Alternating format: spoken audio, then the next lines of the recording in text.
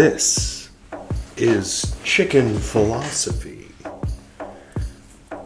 the Meccan Revelations, part 54, in which I will continue reading the Meccan Revelations, an English translation of the tiny little portion of the Futuhat by Ibn al-Arabi, picking up right where BT left off in part 53. How's everybody doing? Everybody doing good? Hope so. Cool. All right. Well, got a new shirt. I'll go ahead and get to the preamble.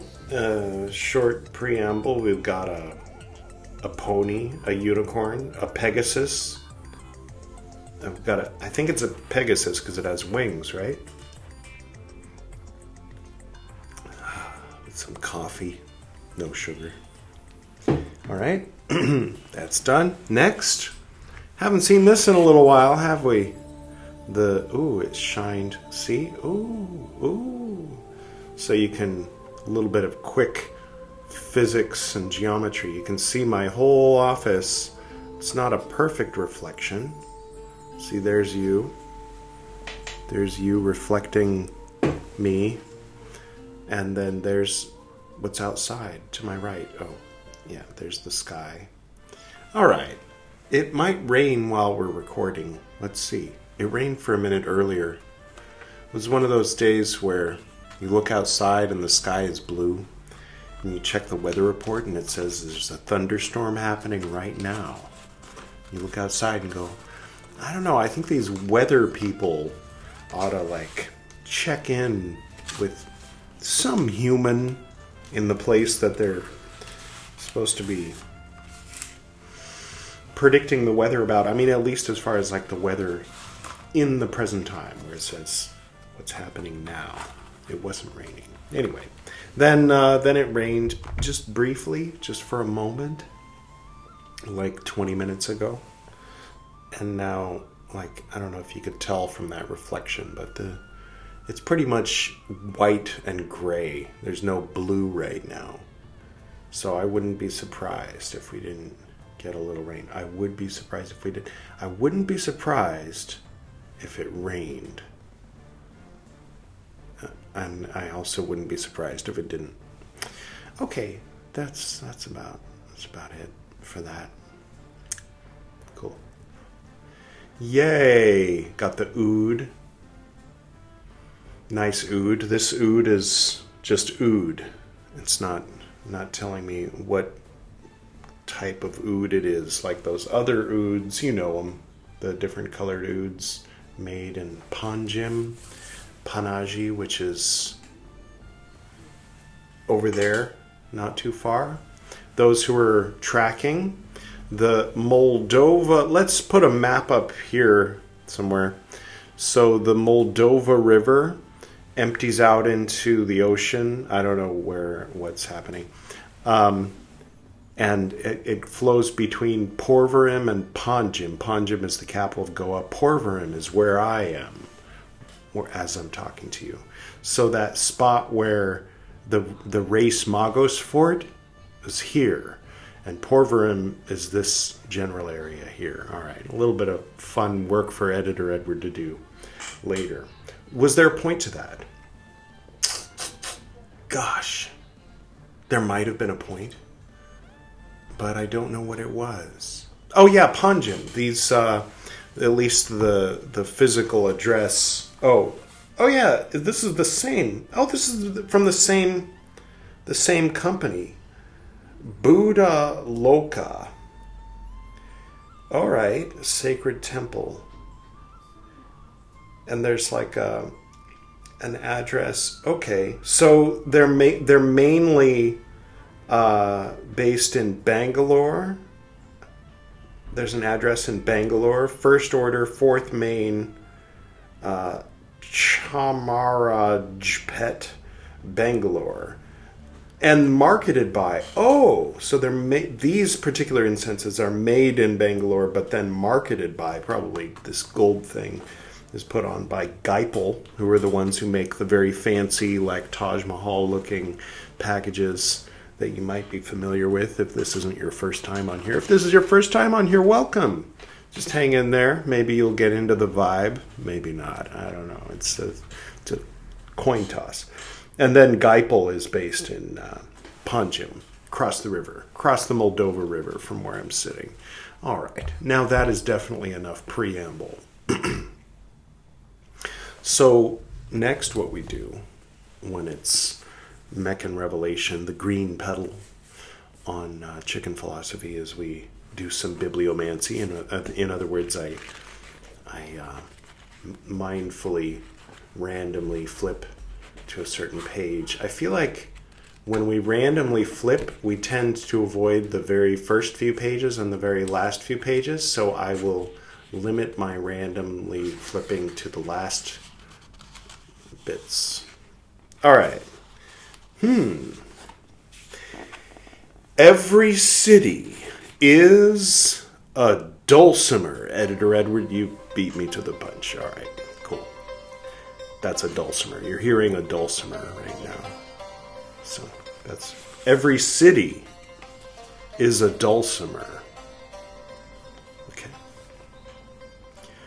There is the rising up from light's embrace. You can see in a summer field or in a child's dancing. Every city is a dulcimer that plays its chorus against our ears. The lid of a pot starts jumping when water gets ecstatic from fire. If I ever don't complete a sentence while we are together, accept my apologies and try to understand this sweet, drunk thought. Birds initially had no desire to fly. What really happened was this. God once sat close to them, playing music. When he left, they missed him so much, their great longing sprouted wings, needing to search the sky. Listen, Hafiz knows. Nothing evolves us like love.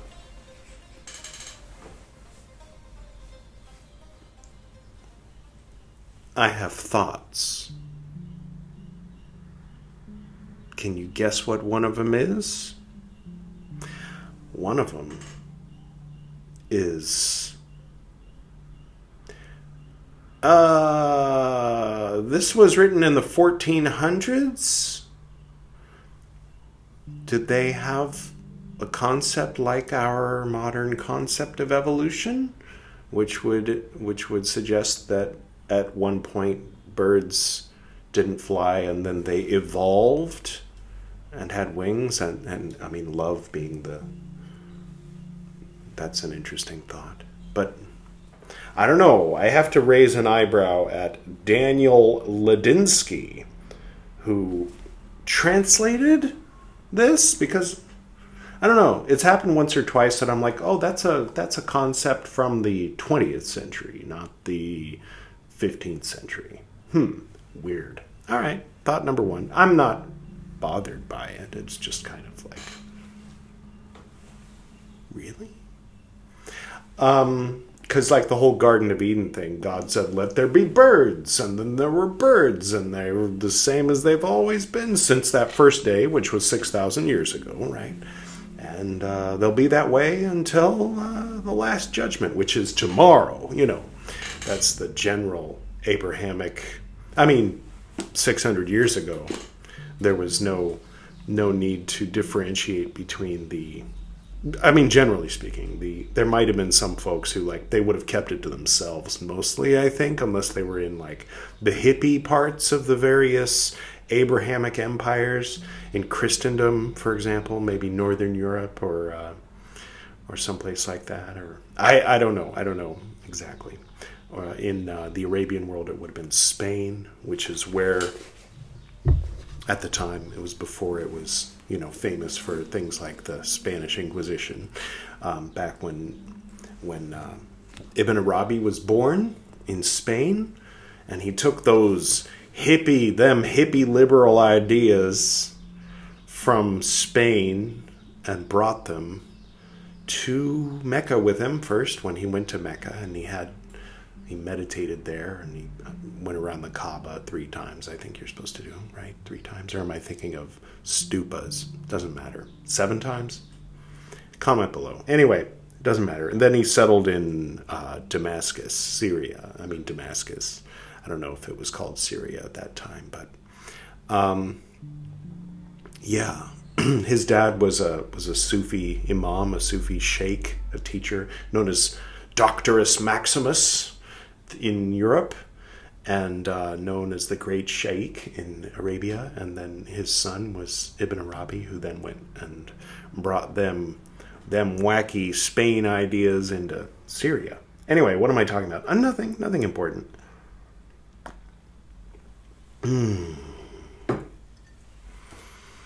Oh yeah, and the other thing was about when the lid of the pot starts to, because the water gets excited from the fire, and something is missing. For those who know, something's missing. What's being left out of that? The air, right? So there must be some air in prison. Maybe the lid is the prison. No, never mind. It's a fire walk with me thing. It's not important. Okay, let's get to the reading. Today we're picking up where we left off last time, and I think we're toward. Oh yeah. I remember now. Okay, so that was the BT one. That was a popular one. I don't know why. Maybe because it's sometimes BT episodes are more popular. But it had the image from Tron Ares, presumably Ares himself, or Shia LaBeouf, or Jared Leto. It's Jared Leto. It's not Shia LaBeouf. But we don't know because he's in full.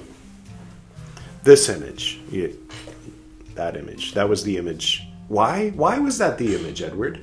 It had something to do with an indirect reference made to Tron in the episode, I think. Gwydion responds to Gwydion because Edward's not here. Edward's there. Give us a wave, Edward. Yeah, that's Editor Edward. I'm wearing the hat, so it's... All right. Okay, so yeah. So in that one, we managed to read Michel Chodkiewicz's, introduction to this section that we've just begun, or introduction to this, whatever we're going to read. So now we're going to read more introduction. Oh, I thought now we were going to read Ibn Arabi. Nope. It's more introduction. Okay. We love us some Michel Chodkiewicz, don't we? Yay, that's what you came here for, the Michel Chodkiewicz. He's talking about Ibn Arabi at least, so... Let's see if we can plow through Michel Chodkiewicz, not in a sexy way, or whatever, And then we'll get to the Ibn Arabi, hopefully. Here we go. So the title of this is called The Other Mirage Narratives. And it turns out mirage means like ascension, rising up, not mirage like you see on the horizon. Kitab al-Isra, Risalat al-Anwar. Michel, not to be picky, but you forgot to translate that part into English. I mean, we all know all hyphen whatever it is, or Allah hyphen whatever it is means God or Allah.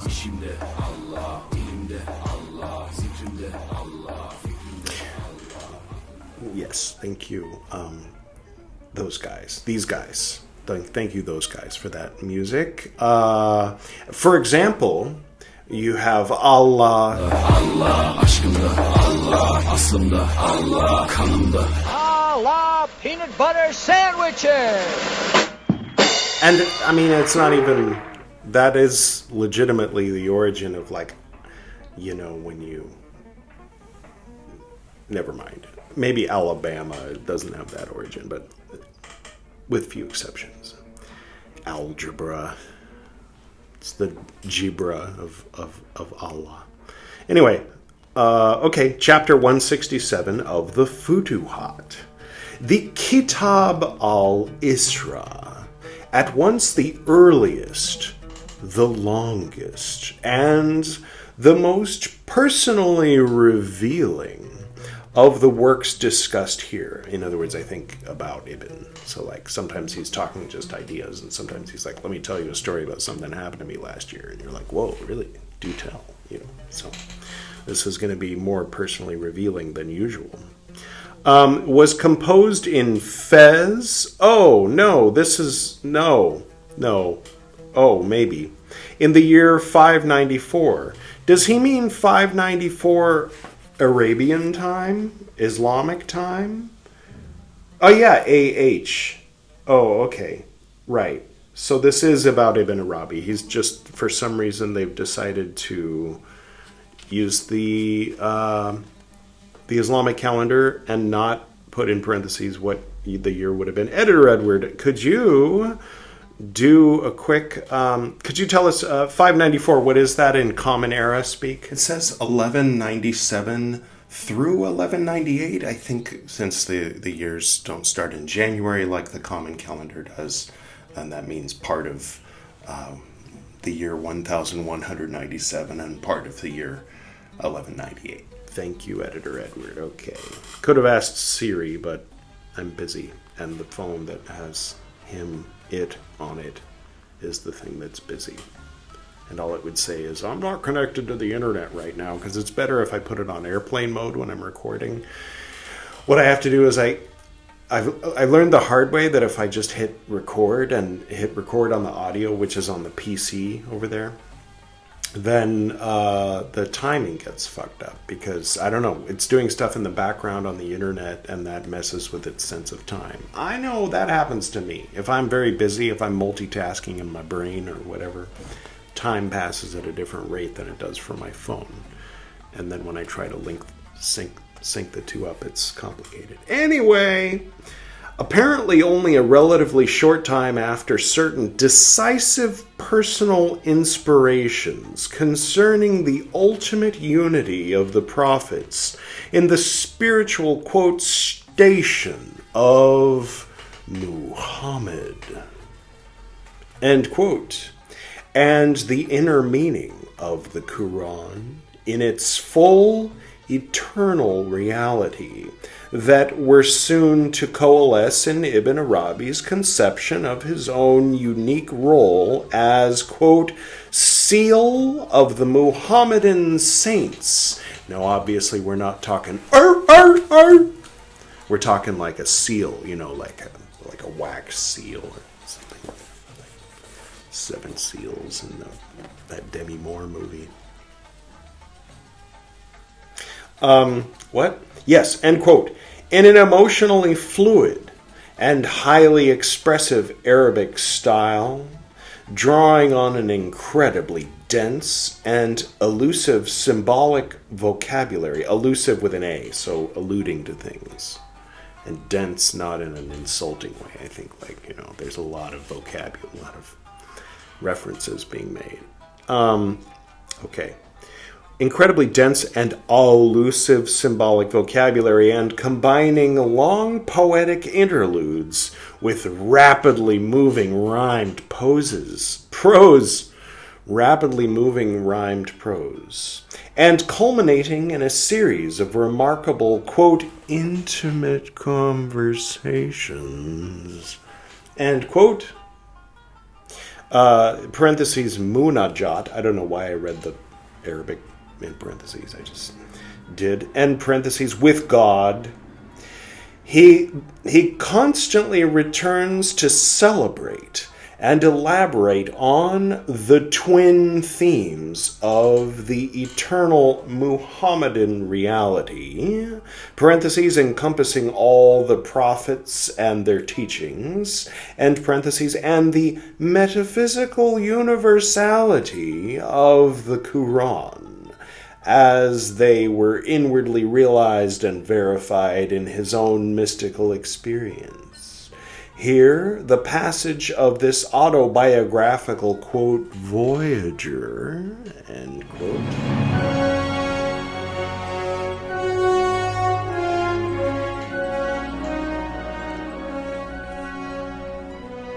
it's from Voyager. Through the heavenly spheres and the higher revelatory stages of the mirage, is not so much a means for describing the successive steps of the spiritual path and, quote, progress, end quote, of the saints more generally, as it is to some extent in all the other mirage narratives, but instead primarily a framework for evoking and clarifying various aspects of the author's own spiritual achievement, as they mirror the even loftier rank of the prophet. This rather reminds me of myself, how sometimes I'll be talking about whatever it is I'm reading, and then I'll make reference to something in the world, some experiences I've had, and then I'll just casually throw in something there to reveal to you the kinds of spiritual achievements that I've achieved in my lifetime.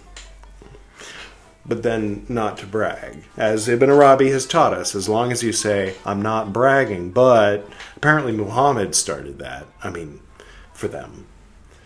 Say not to brag, but I have all the power in the world and all the knowledge, and what I say goes. Well, he's not. He said he wasn't bragging, so he's not being arrogant. He's still humble. That's all it takes. It's a simple little phrase. 3 little words, not to brag. But, that's 4 words. I don't mean to brag, but that's 6 words. There's different variations. Anyway, continuing.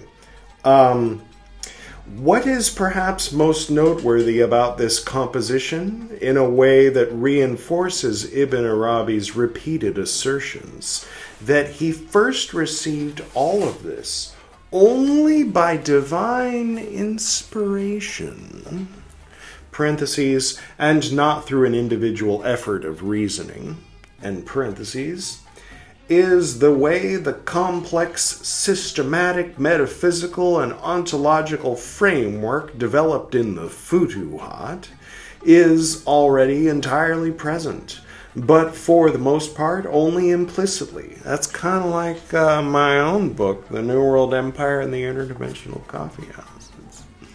It's all there, but only subtly, implicitly. Expressed instead through an incredibly profuse array of symbols and allusions drawn from the Quran and Hadith, parentheses, and whose full explanation is to be sought, for the most part, only in later, more analytical prose works such as the Futuhat, end parentheses. Compared to the literary and doctrinal complexities of the preceding work, the Risalat al-Anwar, a relatively brief prose treatise composed at Konya in 602 AH, thank you, Editor Edward, parentheses, near the beginning of Ibn Arabi's long stay in the Muslim East, end parentheses, is stylistically far more accessible, and its contents are more readily understandable, features which, parentheses, along with the existence of an excellent commentary by Abd al-Karim Jili. Excellent commentary. I've never read, end parentheses, no doubt help account for its popularity with modern translators. So popular with modern translators, let me tell you. Everybody always translated that, whatever it was that I said not too long ago. Continuing.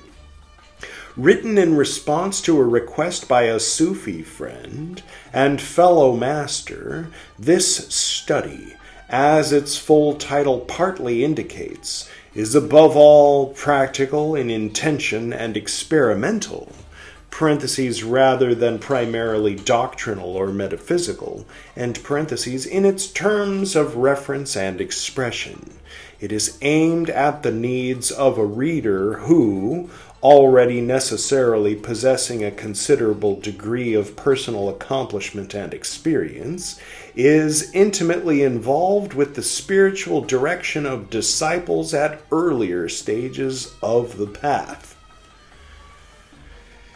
Okay. While the allusions to the mirage proper are very brief, mentioning for the most part only the cosmological powers or spiritual qualities traditionally associated with each of the heavenly spheres, and the Quranic, quote, cosmography, end quote, cosmography.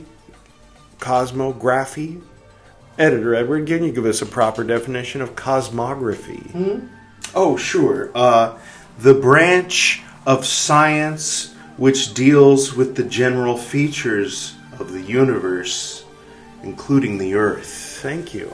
I always love when there's like familiar words. There was one recently, wasn't it? Yeah, cosmogony was the one last time. And now it's cosmography. How many suffixes can you stick on the end of cosmo? That'd be kind of cool to learn them all. End quote.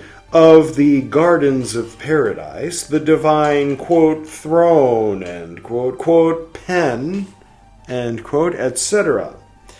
It does provide an indispensable complement. Nice hair.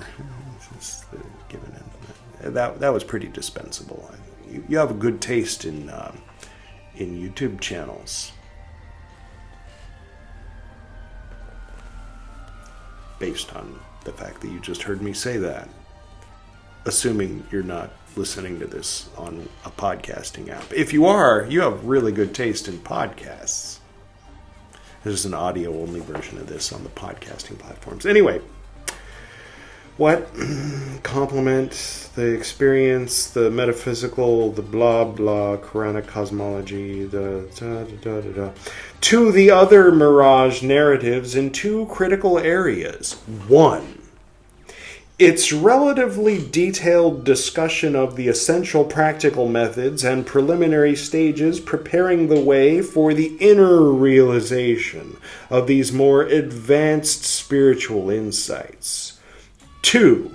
Ibn Arabi's repeated emphasis on the fundamental importance of the concluding phase of the saint's, quote, return, end quote, to a transformed awareness of the physical and social world. A transformed awareness of the physical and social world. You ever try to go for one of those? Or just try to match your favorite group think and mimic it like a parrot and wonder why you're depressed? Try meditating, thinking about stuff, journaling. Just putting it out there, if you want to. What? Yeah, okay. Social world, quote, in its immediate relation with God, end quote, or whatever, I'd say. But he was talking about something more specific. Never mind. And to the particular responsibilities and activities, whether teaching and spiritual guidance, or the less visible tasks of the representatives of the spiritual hierarchy. You always got to have a spiritual hierarchy. Hierarchies aren't popular. But then if you ask, well, how should we do it then? Just have a bunch of people sitting in a big blob shape, and then whoever wants to talk, talks, and then whoever wants to talk after that talks, and no leader. and no teacher, and no ranks, no grades. And you say, yeah, fuck that. Yeah, we're all just a bunch of people. No, I don't mean to do the mocking voice on the side of that argument that I tend to throw in with. Wrong, though it is. Notice I didn't say maybe. No. Sometimes it's good. You can just stand by your wrong conviction, knowing that it's wrong. You know, it's like, well, that works as an ideal in your head, but it's been tested practically many times and never once has it worked. There, zip it. No, we're going to do it. I don't mean to imply that communism is one of those by putting up a fist while I'm hypothetically being a person who insists on standing by something that works ideologically but never practically, at least not on a scale more than 12 or 14 people. No, I don't know. Keep trying. Well, gotta find something. Because it's embarrassing. I mean, if aliens come by and they see like a whole bunch of people and then they see like a few people like, oh, yeah, getting their toes done, whatever that is, whatever that means, I don't know. While like hundreds of millions of people, if not billions of people, are like starving to death, making the stupid iPhones for not to say that they're all in China, but you know what I'm saying. There's there's work to do, work to be done. There's got to be a better system than if you wanna not starve to death in a gutter, then you gotta get a job. Grab those bootstraps and pull them. Just pull them up. Yeah. What was it Stephen Colbert said that day? I believe in pulling yourself up by your own bootstraps. I believe it is possible. I saw this guy do it once in Cirque du Soleil. Oh, that was classic. That was Stephen Colbert's climax in a sexual sense. You can watch that whole thing here. Watch it later if you want. It was so good, especially if you were alive back then or like making memories, aware a little of what was going on in the first few 6 or so years of the new millennium. To see Colbert up there talking shit directly to George W. It was cathartic. Actually, that was when I discovered YouTube existed, because after having seen it live on the television, I started Googling because I wanted to see if there was a place where I could like download the video or whatever, And lo and behold, it was up on YouTube. And I think someone took it down and then it was back up again. But it was this thing called YouTube. I'm like, oh, anybody can just make an account and upload videos? And then I haven't told this story in a while, and it paints me in a good light, so I'll go ahead and tell it.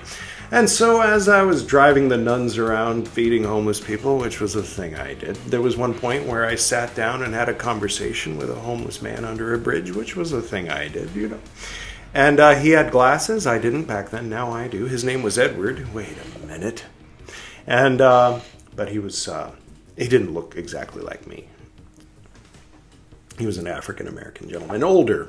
But I was blown away by his stories. Like I was sitting there listening to, he was talking about, in Chicago, when I was living in Chicago, this and this and this, and then I remember this, and then in New York, and this and this and this, and back in 1973, I remember this, and back in, I'm like, damn, you got so many stories. I was like, hey, can I interview you? There's this new thing called YouTube where anybody can just make an account and upload a video. Here's what I'm going to do. When my next paycheck comes around, I'm going to go directly to Best Buy and get a video camera. With the little tape, like the guy in American Beauty. The neighbor, not the psycho. Not the American Psycho in American Beauty. Not the real psycho. And never mind. The point is, I tried to contact him. He gave me a card. The guy I called was like, that guy shouldn't be giving out my number, because it was his, like, veterans something.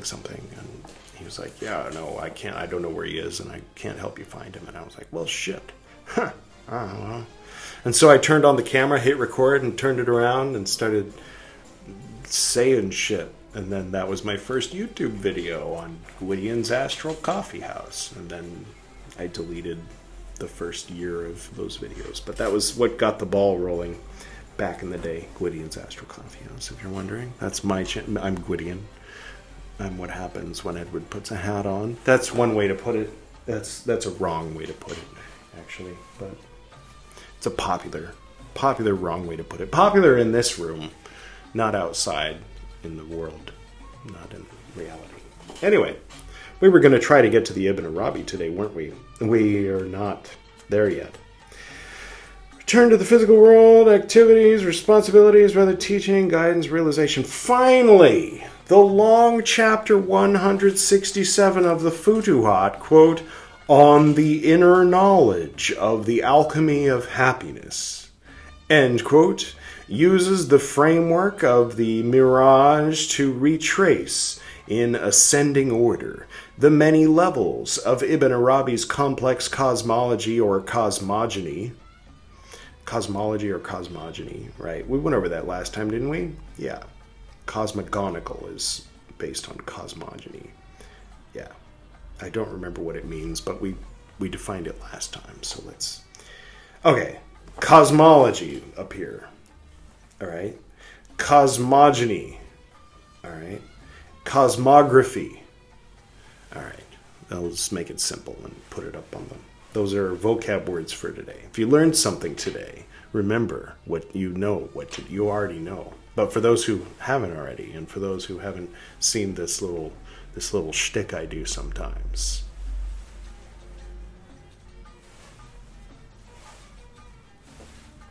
click like and subscribe. Obviously, okay. Sorry. Its primary focus, parentheses, compared with the other works mentioned here, end parentheses, is on the, quote, objective, end quote, metaphysical realities underlying the spiritual insight. It's subtle, but it's cheeky, but I get it. And if you're in today's day and age, even if you're in charge of translating and editorializing on something from the Sufis 1,000 years ago, you're still going to be tempted to put objective in quotes when it's followed by metaphysical realities underlying the spiritual insights described in more or less experiential terms in the other narratives. In this respect, it often resembles the Fusus al-Hikam and the treatment of the various prophets encountered during this heavenly voyage. Parentheses, for example, Jesus, Aaron, Moses, end parentheses, often closely parallels that found in the corresponding chapters of the Fusus. This feature is further underlined by Ibn Arabi's narrative technique of comparison throughout this ascension between the initiatic spiritual knowledge granted to the, quote, follower of Muhammad, end quote. I'd just say be careful following him around, because if the other guys see you following him, they might be like, hey, why are you following Muhammad? Say, oh, I was just following, no reason. I'm not working for the CIA. Wait a minute. That's an anachronism. Parentheses. Representing that's not what it means by follower, obviously. Parentheses. Representing the methods of the saints and Sufis more generally, end parentheses, and the limited cosmological and theological insights available to his companion, the archetypal, quote, man of reason, end quote. Did they have those back then? Of course they did.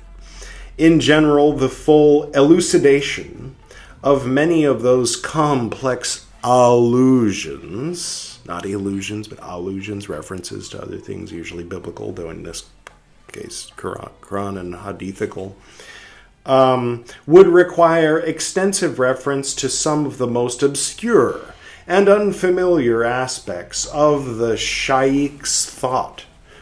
The Shaykh, in this case, being Ibn Arabi. Ooh, we made it. No, we didn't. No, we didn't. No, we didn't. All right. I'd like to read some Ibn Arabi today, please, Michel. But since we can't yet, I'll keep reading your ass. Ibn Arabi's own Mirage, chapter 367. More Michel. Ibn Arabi's long treatment of the Mirage in chapter 367 of the Futuhat is marked by some distinctive features that make it considerably more accessible, parentheses, at least for modern readers, end parentheses, than either chapter 167 or the Kitab al-Isra to begin with. It is written for the most part in relatively straightforward explanatory prose. My favorite kind. No, I don't know. The style does presuppose a profound acquaintance with Ibn Arabi's systematic terminology and symbolism, parentheses, largely drawn from the Quran and Hadith, end parentheses, as it is to be found throughout the Futuhat. But the role of unfamiliar Arabic literary and artistic effects is relatively less important than in the preceding works. Secondly, the focus of this chapter is almost exclusively on the universal spiritual dimensions of the Mirage, especially as expressed in the language of the Quran and Hadith, in a way that should already be familiar to readers of the Fusus al-Hikam. Oh, that definitely includes us, doesn't it? What does it say? Does the Fusus al-Hikam? I think you've talked about it before, but this is the first thing I'm reading of anything, so unless you count The Gift. The Gift is pretty good, though. Or the poetry with the bird evolves because it loved God, the dulcimer of the city. L.A. Woman is what the dulcimer is playing in L.A., or at least for a minute in the 60s, presumably.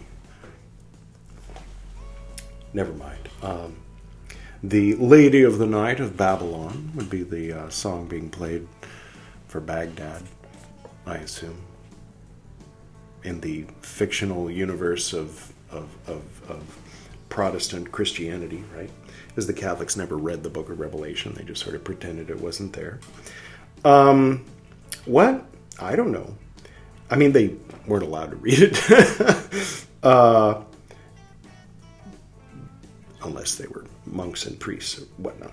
What am I talking about? I don't know. They just didn't read it aloud in the masses, the main point I'm making. Unlike chapter 167, it does not presuppose such extensive acquaintance with the vocabulary and symbolism of other relatively esoteric medieval Islamic sciences, parentheses, alchemy, astrology, etc., parentheses, give me some of that stuff. You don't know who your audience is here, Mr. Michel. We want more alchemy and astrology so we can nerd out and go, this is a little bit similar to... Similarly, the encounters with the individual prophets associated with each heavenly sphere can often be readily illuminated by comparison with corresponding passages elsewhere in Ibn Arabi's writings. And finally, as so often in the Futuhat, the genuinely autobiographical passages. Could you translate them so we can read them rather than telling us they're autobiographical and then just moving on, please? Fuck. I'm reading about this stuff that you didn't translate.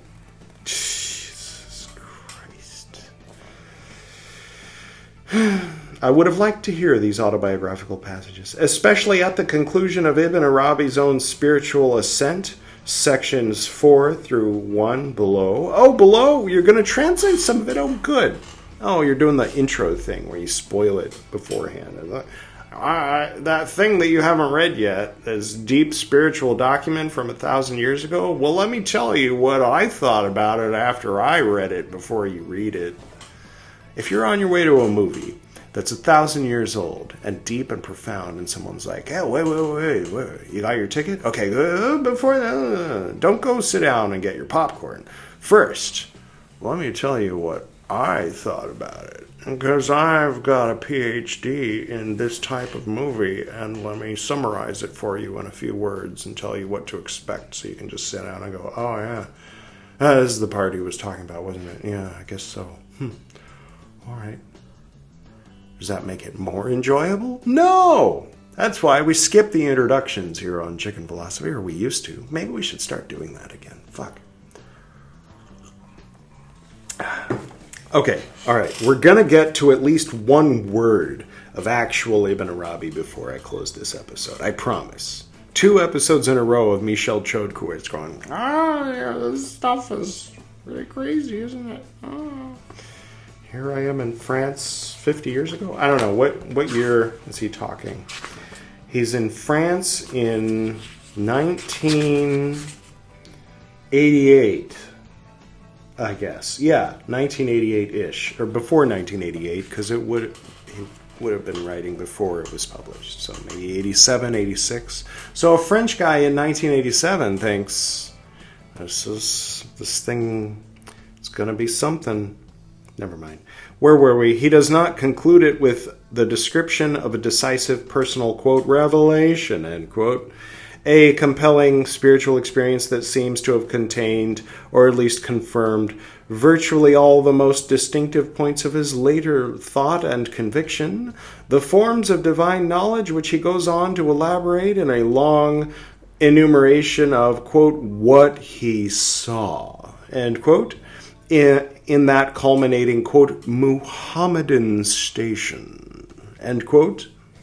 The complete title of chapter 367 is, quote, concerning the inner knowledge of the stage of the 5th Tawakkul, which none of the people of realization have discovered because of the rarity of those apt to receive it and the inadequacy of bracket parentheses men's and bracket parentheses understandings to grasp it. Well, talk about confidence. I'm going to put the title on this is Some Profound Things That I Got in My Deep Meditation That No Meditator Before Me Has Ever got in their meditation, because no one ever meditated as deeply as I did. You think people would be like, oh, I should file this away under... Okay. All right. There's like a tiny, this much. He translated this much. Spend a little more time translating, Michel, and a little less time yapping on and on and on about what you think about it. Are you alive, Michel? Editor Edward, is he alive? He is not alive. He passed away on March 31st, 2020. But he was born on May 13th, 1929. So the good news is he lived to be 90 years old. Almost 91. Well, this is awkward. My condolences to his family. Unless Editor Edward said he was alive, in which case, best wishes to you in your twilight years. I can't hear Editor Edward because he's in my future. So, okay, so the quote: "My voyage was only in myself." End quote. Editor Edward. Ooh, Jesus Christ! I'm ashamed for that reference. See Lemmiwinks?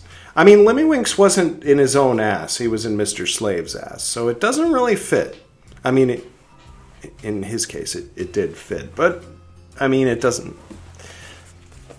Let's forget all that. Forget that happened. Let's pretend that everything is blue sky. All right. Chapter 367. 1. Introduction. The context and purpose of the spiritual journey. We're actually reading Ibn Arabi now. Here we go. ... God said, quote, there is nothing like his likeness. Bracket parentheses, meaning it's Michel, clarifying the meaning by shoving something in a Quran quote that Ibn Arabi is making that wasn't in the Quran. What are you doing, Michel? What are you doing? and he is the all-hearing, the all-seeing, and bracket parentheses, end quote, Quran 42:11. Okay.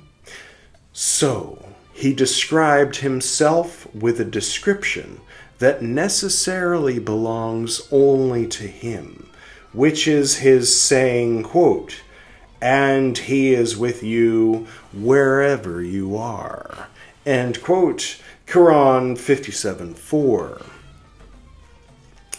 Thus he is with us wherever we are, in the state of his, quote, descending to the heaven of this world during the last third of the night. And, well, you know, when you wake up and you check the time and it's like 3:33 or 3 or whatever those magic numbers, the last third of the night. Never mind. In the state of his being mounted upon the throne. If you get one of those like not safe for work AI picture generators, you can give it something mounted on the throne. It'll probably assume you're talking about like. Never mind. Quran 5:20, etc. In the state of his being the, quote, cloud, end quote. Do you mean like all the servers that... Never mind. In the state of his being upon the earth and in heaven, parentheses, Quran 43:84, etc., end parentheses. In the state of his being closer to man than his jugular vein. And, I mean, Quran 50:16, end parentheses. And all of these are qualifications with which only he can be described. Hence, God does not move a servant from place to place in order that parentheses the servant, bracket parentheses the servant, end bracket parentheses, might see him, but rather, quote, so that he might cause him to see of his signs. End quote, Quran 41:53, etc. I feel like we've read this before, but I think it's because Michel made reference to it in his preamble explanation. When you watch this movie, you're going to see this part where Joseph Godfrey says, quote, hey, end quote, and that alludes to the bird of the night. And then later you're watching the movie and Joseph Godfrey says, hey, and you're like, wait a minute, have I seen this movie before? Or did I talk to that annoying asshole who wouldn't let me buy my popcorn and find my seat? Michel, you're the annoying asshole. If it wasn't... No, I'm not calling you. You're all right. I'm the asshole. If it wasn't obvious. Hence the hat. The hat means the asshole is talking. Sometimes when the hat isn't there as well. In my humble opinion, not to brag. Not to brag about how humble I am. So that he what? I don't know. Who cares? No, I'm going to read this. Those that were unseen by him is the end of whatever the fuck sentence I was in the middle of. He said, quote, glory to him who made his servant journey one night from the place of worship to the furthest place of worship, whose surroundings we have blessed so that we might cause him to see of our signs. End quote. Quran 17:1. And similarly, when God moves bracket parentheses any and bracket parentheses servant through his bracket parentheses inner spiritual and bracket parentheses states, in order also to cause him to see his signs, he moves him through his states. His was italicized and capital H. 3 dots, bracket parentheses, i.e. God, and bracket parentheses says, quote, I only made him journey by night in order that he see the signs, not bracket parentheses to bring him end bracket parentheses to me, because no place can hold me with a capital M. We should all start capitalizing our M's, if you know what I mean. Because we're all God, because of the whole Vedanta thing. That's deep, deep down in this, but they always have to, well, but Abrahamic God, oh, but... capitalize your me's. Don't capitalize your me's. It's a silly idea. What? No place can hold me, and the relation of all places to me, capital M, is the same. For I am that, bracket parentheses only, and bracket parentheses, quote, the heart of my servant, the man of true faith encompasses me. Oh. And all me is capitalized, of course. And quote, oh, quote within quotes. Got it. Okay. So how could he be, quote within quotes, made to journey to me with a capital M, and quote within quotes, while I am, quote within quotes, with him wherever he is, question mark, exclamation point, end, quote within quotes, end quote, Quran 57:4. Somehow when we got to the Ibn Arabi, it was like very dull. All right. That's what we read today. That's what you decided to spend like 45 minutes or more, I don't know how long this is, of your life enjoying me talking. No. Hearing this. Oh, I don't mean to diminish. I'm not discouraging you from spending your time watching my videos. I'm just saying. No, it's fine. Did we get anything? Did we learn anything? Did we have anything added to our... Editor Edward, did you get anything out of today's reading? Cosmography? One thing that I got out of it, but I didn't say it out loud, was you might have noticed I said AH. Maybe you already know this, but I just recently focused my eyes on it and decided to learn it. I haven't learned it yet because I haven't said it out loud, but from here on out I will know this, and it will be something that I got from this episode, kinda, which is Ano Hegirae, which is, it's spelled here Hegirae, which looks a lot like Latin, especially since it follows Anno, as in Anno Domini, which is AD. That's Year of Our Lord, which is more recently known as CE, or Common Era, as in it is the year 2025 CE, or AD, if you're old-fashioned, right? If you're anachronistic, you might say. No. That's a geographically determined... No, sort of. Never mind. What am I talking about? So, the Hijri, the Hijra, you've heard of the Hajj. A Haji is one who is on a Hajj or gone on a Hajj. That's pilgrimage. So a lot of folks in a lot of religions have pilgrimages.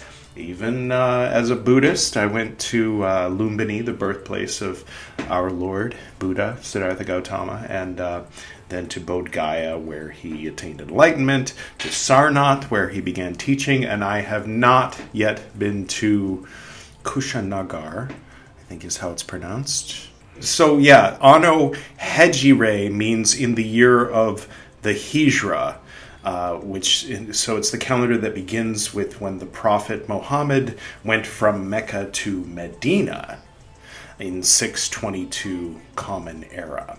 By the way, we went to get Piyu's dad some new shirts because, we're good people. And while we were there, I thought, hey, I'll get myself a shirt or two. This one, for instance. And then I saw this shirt.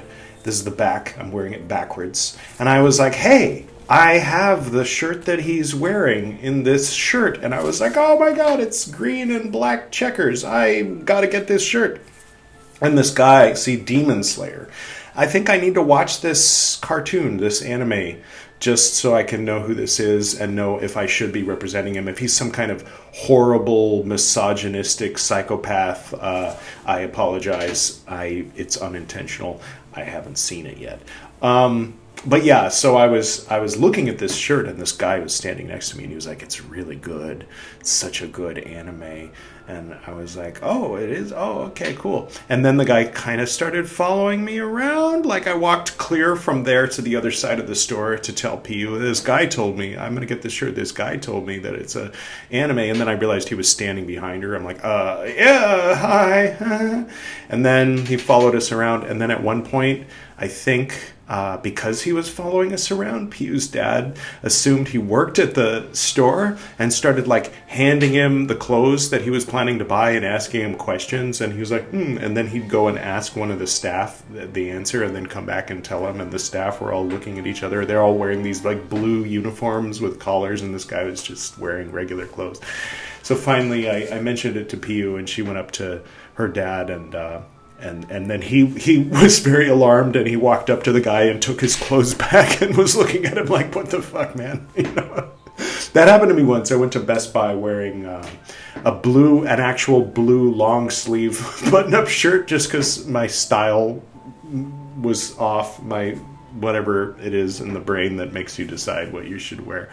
And I was wearing, I think, like black jeans and a blue, like brand new blue shiny, shirt. And so people were coming up to me because that's their uniform there, and asking me questions. And I'm like, "I don't work here." And then they'd look at me like angry, like, what, why are you wearing the uniform then?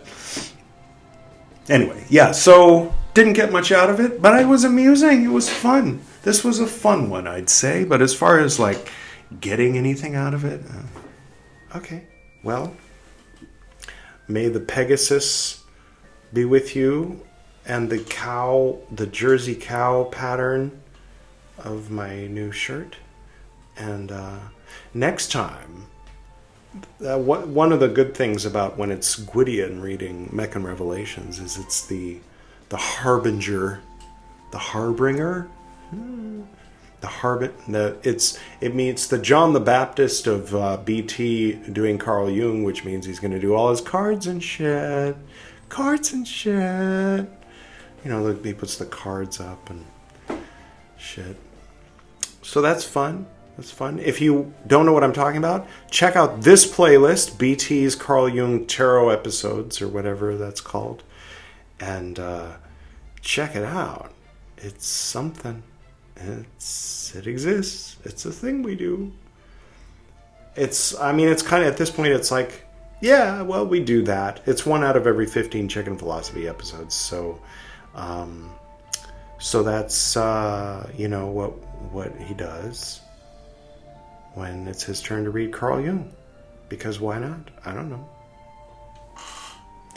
Make it a little interactive. It's not very interactive. Make it a little present timey. Kind of like opening up to something from the other side in present time to get a hint about what Carl Jung's going to do when he opens himself up to the other side in 1916. Mm-hmm. Another layer of obscurity. The occult. You can't see it. That's what it means. It's hidden. So let's hide it some more. No, let's reveal it. Now it's not a cult anymore. I mean, occult, not a cult. But a cult can be occult. Never mind. Okay, I guess we're done, right? Oh, yeah, I wanted to mention Pymander, as we call him here, yesterday on Buddhist Books Podcast, read the Tipitaka. Wasn't very interesting, never is, but he codified the schedule that was like pretty much almost definitely codified, but there were some ideas like the Platform Sutra. You remember I was rambling about that, or someone was rambling about that here on Chicken Philosophy, I think, and how we're going to read that instead of Dogen on the Zen portion. But no, we're going to do 2 Zens for every 10, and we're going to alternate Platform Sutra and Dogen. And so, because it was like horizontal, okay, for this, I'm going to have to, for those who are still here, who want to get this next part, this, you see this? That's giving you instructions so that if if you're not seeing from the top of your phone to the bottom of your phone, nothing but me, if you're seeing like some YouTube, like writing and stuff down there, then that means that the stuff up here is missing and the stuff down here is missing. So again, click here or tap or whatever so that it maximizes the video. And then you'll be able to even see the interesting part of what I'm about to show you. But since Buddhist books is horizontal, and since it's kind of important to be able to see the whole screen for just this one part that I'm gonna just very quickly play, it's gonna be up there. I'll just let him take it from here. So we're gonna be doing 2 zens for every 1 Padmasambhava and 2 zens for every 1 Shingon, and we'll be doing 4 Tipitaka for every 2 zen for every 1 Padmasambhava for every 1 Shingon. Sorry, that was needlessly complicated, but now I've got it straight in my head so we can all move forward together. Did that make sense? All right. So that's the schedule for Buddhist books. It goes, starting on the 0, Padmasambhava, Tipitaka, Zen, Platform Sutra, Tipitaka, Shingon Buddhism, Tipitaka, Zen Dogen, Tipitaka, and then repeat Padmasambhava, and so on. So here we've got the chicken wheel, very organic, gears and flowers working together like a clockwork orange. Open my eyes and put the drops in, so I don't do bad things anymore. I was never like Alex. To that degree. No, I was never like Alex. I deny my shadow. No, I was... What? I am the shadow. What am I talking about? Try the wine. It's the hat. What? Anyway, it doesn't matter. We're done here. That's it. That's the news. And there's a new Gone video, which I'll put at the end. It's worth checking out. It's like the past month. I think it's called, Going Out and About, parentheses, Kalangut Anjuna Vagator, end parentheses. So if you're wondering where I went when I disappeared for a few days this week, then yeah, you can see where I was. That's all footage that was taken in the last few days. Okay, that's it. I'm officially done talking. Until next time.